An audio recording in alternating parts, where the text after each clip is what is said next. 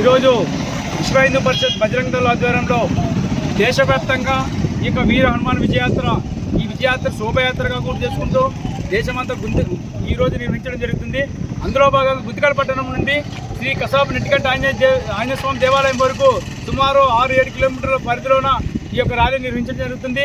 ఈ ర్యాలీ కూడా చాలా ఉత్సాహంగా ఈ యొక్క బజరంగీలను కూడా దేశవ్యాప్తంగా ఉత్సాహపరుస్తూ ఈ యొక్క దేశం కోసం ధర్మం కోసం ప్రాణాల సైతం కూడా లెక్క చేయని యొక్క బజరంగీలు కూడా యాత్రే కాదు ఏ సమస్య వచ్చినప్పుడు కూడా ముందుండి పోరాటం చేసే యొక్క బజరంగ్ దళ్ ఇక దేశమంతా కూడా 1985లో ఈ యొక్క స్థాపించడం జరిగింది. ఇది విశ్వ హిందూ పరిషత్లో యూత్ వింగ్ అయినటువంటి ఈ యొక్క బజరంగ్ దళ్ దేశంలో స్థాపించినప్పటి నుంచి అనేకమైనటువంటి ప్రయోజనంతో అయోధ్య రామ మందిరం నుండి ఈ యొక్క ఉద్యమం నుంచి ప్రారంభం చేసుకొని నేటి వరకు కూడా ఇప్పటి వరకు కూడా రోజు జరిపే సంఘర్షణల గురించి కూడా ఫైట్ చేస్తూ నిరంతరము బజరంగ్ దళ్ ఈ యొక్క మైదానంలో ఉండి ఫైట్ చేస్తున్నటువంటి ఈ యొక్క బజరంగ్ దళ్ దేశంలోని అనేక ధార్మిక క్షేత్రాలను కాపాడుకుంటూ ఈ యొక్క ధార్మికమైనటువంటి కార్యక్రమాలు కూడా ఉత్సాహభరితంగా జరిపించడం కోసమే ఈ యొక్క బజరంగ్ దళ్ ఏర్పడిందని చెప్పి కూడా ఈ యొక్క సభాముఖంగా తెలియపరుస్తున్నాను.